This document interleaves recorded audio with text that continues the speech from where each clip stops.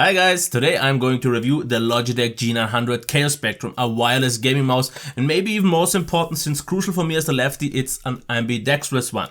Now, I haven't really reviewed many mice so far, and I'm definitely not a hardcore gamer, so you maybe won't quite get the in-depth information you're looking for, but what I want to give you is an overview of the mouse itself, a software check, and then mostly talk about my experience of using this mouse for about 1 month. So, it's time to check what's in the box. Of course, obviously the mouse itself, a wireless dongle, and if you want to charge it or just use it wired, there is an USB cable to micro USB, 1.8 meters long, good quality braided, so all fine here.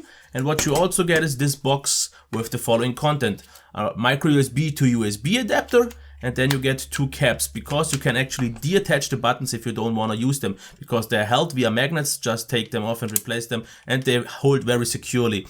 And since we are talking about buttons, we have a ton of buttons here available, which is very nice to see for me, because we have 2 on the right, 2 on the left, of course the 2 DPI switches and the regular buttons that we need.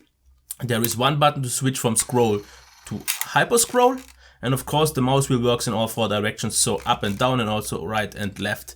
Definitely great. We have 1 more button at the bottom, which is for the profile switch, and I actually would have wished for this to be here, since we already have this ridge, and I don't think you would have hit that by accident, but it would have made it easier because you wouldn't have to lift the device every time to switch the profiles. Other than that, we have the on and off switch and the Teflon feet. The mouse itself is a little bit on the bigger side, so if you have very small hands, you should definitely check it before. And then there's one obvious thing, at least for me, what I noticed: the curve here, for example, on this mouse is more towards the front, and you hold it more at this place, and it's a little bit more comfortable, at least for me. Where it's on the other hand, and we can see this a little bit closer here, where it's a little bit towards the back, and this is where my hand rests here. So I found this to be a little bit less comfortable. But what I like a lot though is that the buttons here to the front are raised, so you have them almost flat if you want to use them like this. This is something I prefer, because it was very comfortable for a longer period of time having them just like this, where they have a kind of clawed position on most other mice. So the one thing comes here with the benefit of the raised buttons, but with the downside of the slightly larger feel of the mouse itself. The mouse wheel itself has a big loud rasterization, but it works very precise, and you can of course use the hyper scroll. The buttons, all the buttons are very nice, quite loud and tactile, so you definitely won't really miss out on anything. I think the tactile feedback and audio feedback is absolutely top notch, and the whole mouse itself feels very high quality. It's very grippy, and if you don't have the smallest hands, this definitely feels quite good. And I've noticed once I switched back to my personal mouse, that then my personal mouse actually felt quite small. So I think that's it for the hardware tour. Let's check what the software has to offer. Let me plug in so we can see what we have. Here we have Logitech's gaming software, and I want to just go into the important stuff, because here, for example, we can see we have 5 different profiles that can be backed up to the memory on the mouse. You can arrange all buttons and set different actions, because you can see you can set mouse functions, key shortcuts, and also macros, and there's pretty much no limit here to whatever you want to use. You also have the different layouts here you can choose if you don't want to use all the buttons, and you can set up different DPI settings to switch between them and set one as a standard along with the polling rate. If we go to the next tab, that would be the one for the lighting. You can change the lighting here of these 3 lights below the DPI switch, and also for the logo you can pretty much arrange any color you want to. You can also turn off and on whichever light you don't want, set that up for every profile, and then you have 2 different modes. Either it's always on, of course actually 3, because we have a breathing and a cycling effect. You can change the brightness of the light and also the speed of the lighting. The rest isn't really that important, because as you can see here you can see the battery life.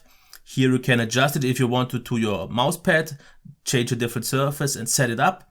And the last one would be the heat map. So I think that's pretty much mostly it, the things we have to talk about. So overall, my conclusion to this mouse is, what I didn't even talk about is the performance, because the tracking is ultra precise, and I didn't really notice any difference between using it wired and wireless. And it actually did improve my gameplay, because I have a little bit of a not that precise mouse, my Razer Taipan, and what I like is the heft, because it's 107 grams, which is definitely not on the lighter side, but I liked it because it gives me the precision. I just don't move too much if I don't want to. It's a little bit on the bigger side, but I got used to that quite a bit. But still, the curve, if they would have just switched it a little bit towards the front, it would have been a little bit more comfortable in the longer use term. The one thing in terms of the software that I would have wished to have seen would have been kind of an auto profile switch if I jump to different apps. So like, for example, on the Razer Synapse software, where it does change from app to app.